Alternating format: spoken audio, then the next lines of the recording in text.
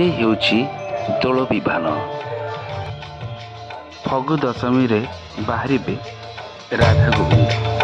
सिद्धेश्वर मंदिर रे पूजा पाउथबा राधा गोविंद को सते जेमती अपेक्षा करी बसिछि ए सुसज्जित विभानटी। समस्त मन रे भरी रही आनंद।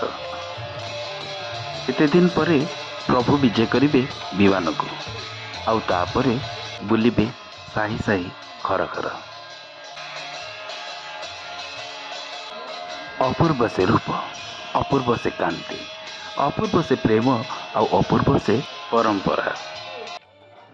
तांको सेवा करिबार सौभाग्य काहाकु बा मिले। समस्ते आज उत्फुल्लित तांको सेवा पाई। फगु खेलिबे राधा गोविंद। घरे घरे साही साही रे बांटिबे प्रेमर वार्ता। दीप धूप नैवेद्य रे प्रभु को पूजा अर्चना। ये होचंती राधा गोविंदकर जुगल मूर्ति। सप्त फणायुक्त अनंत काल विराजित अनंत डंकराज। पूजा पाउछंती वासुदेव। से अनंत वासुदेवंक सह प्रकृति स्वरूपिणी प्रेममयी श्री राधा, जहाँक दर्शन रे मानव जीवन सार्थक हुए, कोटि पुण्य लाभ हुए। आज से सिद्धेश्वर मंदिर रे पूजा पाउथबा राधा गोविंदंकर जुगल मूर्ति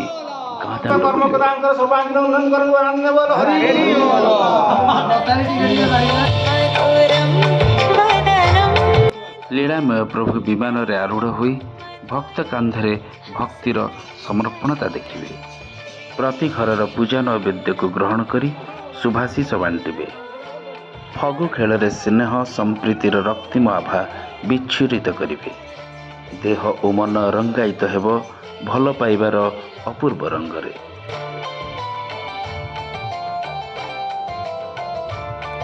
भजन कीर्तन रे उत्सव मुखर होई उठिब सारा जगत।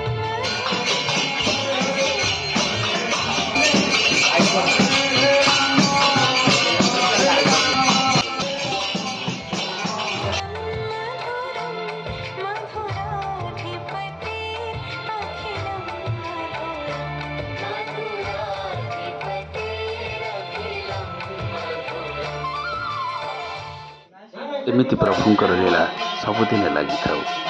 भक्तर दुआरे भगवान ए संपर्क सेमती जोड़ी था। भक्तर भगवान हुई ए ठाकुर सेमती पूजा पाऊ।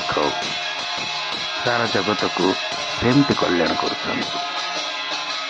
आपण देखुं वाच टीवी।